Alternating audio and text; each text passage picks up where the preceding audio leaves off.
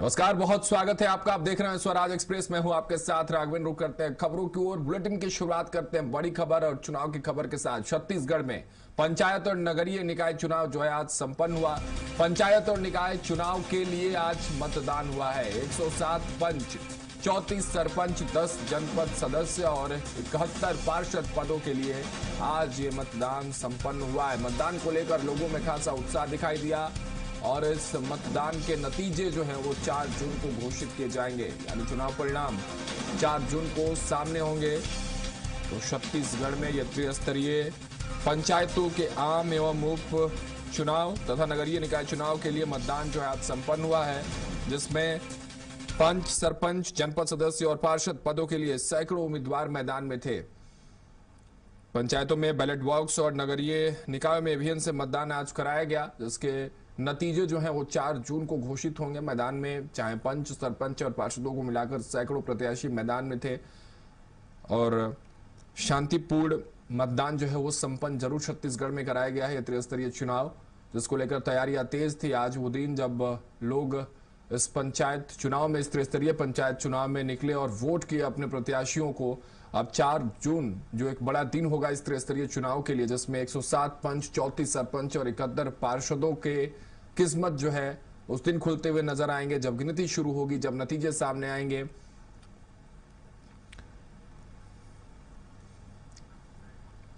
हमारे सहयोगी दिलीप साहू जुड़ रहे हैं सीधे रायपुर से। उनका रुख करते हैं, समझते हैं कि आज का ये पूरा दिन कैसा रहा। क्योंकि दिलीप, अगर बात कर लें तो त्रिस्तरीय चुनाव जो होते हैं पंचायत को लेकर, पंचायत स्तर को लेकर और पंचायत में जो कार्य प्रणाली होती है उसको लेकर बेहद महत्वपूर्ण होते हैं। लोगों की जो है वो अपेक्षाएं होती हैं उनके पार्षदों से, उनसे, उनके पंचों से, सरपंचों से। ये चुनाव महत्वपूर्ण जरूर होता है, लेकिन अब जो ये त्रिस्तरीय चुनाव आज हुआ उसकी क्या तस्वीर आज सुबह से नजर आई? क्योंकि अब मतदान जो है वो समाप्त हो चुका है और नतीजों को लेकर किस तरह से जो प्रत्याशी है वो आश्वस्त नजर आ रहे हैं?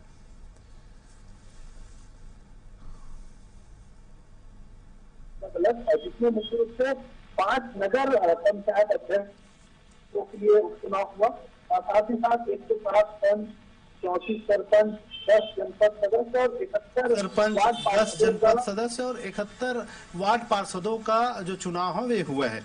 और इसमें अलग अलग भाग जो बात करें, जैसे नगरीय क्षेत्र की बात करें तो नगरीय क्षेत्रों में जो भी चुनाव हुए पार्षदों के और उनके लिए ईवीएम का इस्तेमाल किया गया है। अब वहीं ग्रामीण क्षेत्रों में जो चुनाव हुआ है पंच, सरपंच और नगर पंचायत अध्यक्षों का, उनके लिए मुख्य रूप से जो बैलेट पेपर है उसका इस्तेमाल किया गया है और उसका टाइमिंग भी तय किया गया था। ग्रामीण क्षेत्रों में जो चुनाव हुआ है त्रिस्तरीय पंचायत चुनाव, उसमें मुख्य रूप से जो सुबह 7 बजे से लेकर दोपहर 3 बजे तक का वक्त निर्धारित किया गया था। वहीं जो शहरी क्षेत्र में जो चुनाव हुआ उसमें सुबह 8 बजे से लेकर शाम 5 बजे तक का समय निर्धारित किया गया था। लगभग क्योंकि 5:30 बज गए हैं, चुनाव लगभग संपन्न हो गया। और कहीं कहीं क्षेत्र ऐसा है जहां पर क्योंकि एक समय रहता है कि 5 बजे तक जो उस परिसर के अंतर्गत आ जाता है उन्हें फिर चुनाव डालने का अवसर मिलता है। तो उस तरह कहीं कहीं जो है वहां जो चुनाव की जो प्रक्रिया है वो चल रही है। लेकिन इसको लेकर दोनों पक्षों में खासा उत्साह नजर आया, खास करके क्योंकि उपचुनाव आमतौर पर ये माना जाता है कि सत्ता पक्ष के ही जो प्रत्याशी है वो जीतते हैं आमतौर पे। लेकिन क्योंकि इसमें मुद्दा स्थानीय स्तर का रहता है, कोई पार्टीगत मुद्दा नहीं रहता है, इसलिए कहीं ना कहीं स्थानीय स्तर पर जो प्रत्याशी का जो चेहरा है वो खासा मायने रखता है इस चुनाव में कि उनका लोगों के बीच किस तरह से व्यवहार है, किस तरह से लोगों के बीच गए और किस तरह से दमखम उन्होंने इस चुनाव प्रचार में दिखाया। ये बड़ा महत्वपूर्ण रहता है। हालांकि पार्टीगत सपोर्ट तो मिलता है, कांग्रेस के जब प्रत्याशी हो चाहे बीजेपी के प्रत्याशी हो या निर्दलीय प्रत्याशी हो, सभी का अपना अपना जो वर्चस्व रहता है। लेकिन मुख्य रूप से यहाँ पर एक चेहरा मायने रखते हैं और जो हालांकि थोड़ा सा सपोर्ट जिसमें सत्ता दल के जो प्रत्याशी रहते हैं उनको मिलता है ज्यादातर, क्योंकि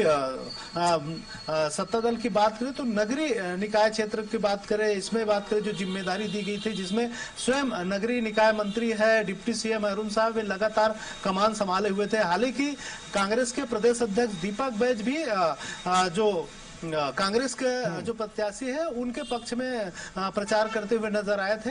हालांकि अब जो मतपेटियां और ईवीएम में सभी प्रत्याशियों के जो वो है दिलीप, शांतिपूर्ण तरीके से मतदान संपन्न हुआ, कहीं किसी तरह की है, नोक-झोंक या क्योंकि ऐसी इसका तस्वीर जो तो सामने नहीं आई दिलीप? क्या पूरी तरह से शांतिपूर्ण तरीके से, क्योंकि पंचायत चुनाव में भी झड़प देखने को मिलती है, लोगों के गुस्से जो है प्रत्याशियों के और उनके साथी उनके जो साथी होते हैं उनके गुस्से भी सामने नजर आते हैं। तो क्या आज का ये जो पूरा चुनाव था, जो मतदान हुआ, शांतिपूर्ण तरीके उस ढंग से हुआ? जी बिल्कुल राघवेंद्र, क्योंकि चाहे जगदलपुर में मतदान की बात हो या फिर बालोद में या फिर अलग अलग जगह जहां जहां भी मतदान हुए, दुर्ग में कहीं पर भी हिंसक झड़पे या उस तरह से घटनाओं की कहीं जानकारी नहीं आई है।